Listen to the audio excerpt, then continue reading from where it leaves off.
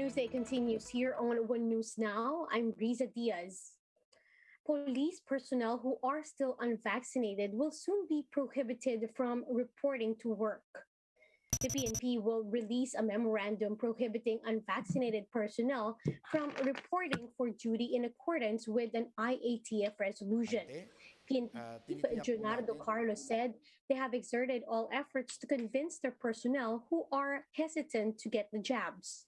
Carlos said that their priority is the general welfare during the pandemic. So far, PNP reported that around 900 of the over 225,000 police personnel are still unvaccinated for no valid reason. Meanwhile, 800 did not get the jab due to valid reasons such as health complications. Vice President Leni Robredo says it is important for a president to be physically fit. Robredo said that it is the duty of government officials to serve the public as best as they could. With this, she notes that she exerted efforts to ensure that she is healthy while in office. May obligasyon tayong manilbihan sa taong bayan in the best way we can. Sa akin, mula nung nag-Vice President ako, talagang nag-exert ako ng maraming effort to make sure that I'm healthy. Dahil kung nagkakasakit ka, it takes you away from your work. Breda also said that she advocates for bike lanes and making roads friendlier for pedestrians. Establishing more bike lanes is part of Robredo's plans if she wins as president, with an envisioned 14 billion peso allotment for these safe lanes. Marami namang lugar sa buong mundo na ang tao sanay maglakad. Tayo kahit sandali, malapit lang yung pupuntahan, parati tayong nakasakay kasi hindi friendly yung streets natin for pedestrians. And yun yung pinapangarap natin. Yun yung pinapangarap natin na sana yung streets natin maging more friendly sa pedestrians, sa bikers. Kasi ang dami talagang benefits. The Foreign Affairs Department says nearly 100 Filipinos are currently stranded in Europe and Africa.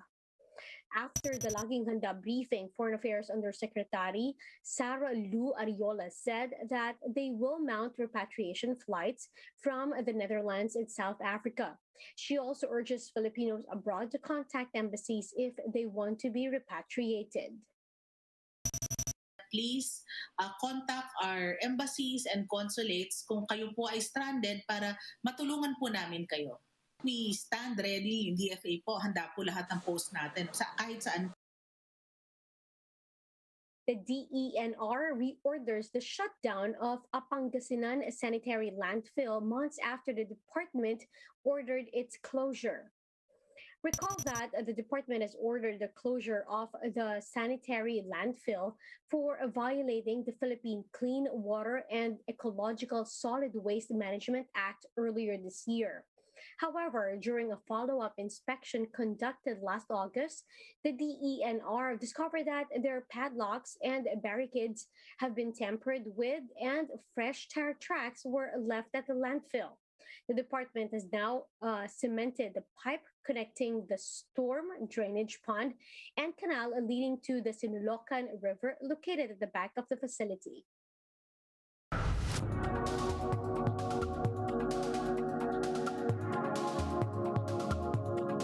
A Pfizer executive says their vaccine, or he expects their COVID-19 shots to hold up against the Omicron variant. Let's get details in this Bloomberg report. We will certainly learn about in the next 2 to 3 weeks if we get indication that the vaccine is working. Overall, we are doing 2 experiments. Number 1 is certainly that we used sera from people vaccinated with our vaccine and see if they can neutralize the virus. And second, we are screening on a global basis the effectiveness data to see if there are breakthrough cases. How much of a change in effectiveness for Omicron is it worth it for people to wait and switch over to a new one that's tailored towards Omicron? Like, is it 10% difference in effectiveness, or what is that kind of decision process based on? yeah, it's not worth to wait. I think it's important that we continue with the booster program as there are recommendations in all countries. We don't expect that there will be a significant drop in effectiveness, but again, this is speculation. We will check this. We will have the data in the next couple of weeks. When you talk about booster programs, there are three important observations with booster program. Number one is that you strengthen the immune response. And number two is you also increase the breadth of coverage. That means when you booster, you get a better protection against new variants. That's certainly something we will also observe with Omicron. We heard from Moderna, they were talking about a material drop in effectiveness. Obviously, you can't speak for them, but I just want to confirm you don't see it as likely that there will be a material drop in the effectiveness of your vaccine. Likelihood is speculation, and I think because we know how difficult it is to speculate about the consequences, and I think it's dangerous to speculate and I know that this has been done in many countries. I think we should do the experiments as rapidly as we can do it, and then in a very few weeks we are knowing that how severe this disease is. If this variant is really an escape variant and takes over the place Delta has at the moment, the unfortunate place of Delta, and then we have to do the experiments and we will have the data very soon. Now, back here in the home front, the Philippine Genome Center is expanding its laboratories in Visayas and Mindanao, with operations expected to start by January. PGC Executive Director Cynthia Saloma said employees for additional sites have already undergone training and just waiting for the arrival of equipment. The government earlier approved a budget of over 200 million pesos for the expansion. Currently, all genomic sequencing to detect COVID-19 variants in samples is done at the center's main laboratory in UP Diliman. Meanwhile, Hollywood actor Sylvester Stallone is now showcasing another artistic pursuit, as his artworks are on display in a museum in Germany. Marty Bautista has the rest of the story.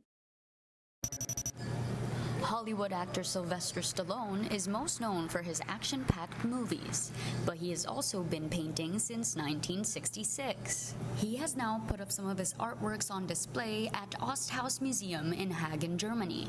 The show, entitled A Retrospective on the occasion of the 75th birthday, featured more than 50 of Stallone's works. It's really interesting about prejudice. Very hard to change people's brains, but by being invited to a place like this, very special, very unusual. So I think that celebrity thing is going away. Stallone says he had turned to art as a form of therapy. I never in a million years thought this would happen. I just painted for myself as opposed to going to a psychiatrist or talking to people and getting them bored. I thought, okay, let me start painting. And then it started to take on a life of its own. The brush pulls you. His artworks will be on display until February 20, 2022. For News 5, Marty Bautista. We are One News.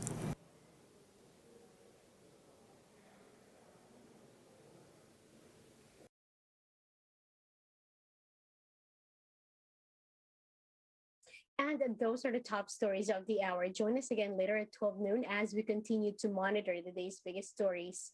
You can also catch One News on Signal Play app. Register for a free account now at www.signalplay.com and stream One News live anytime, anywhere. I'm Riza Diaz. Mask on, wash hands, and stay safe, Philippines. We are One News.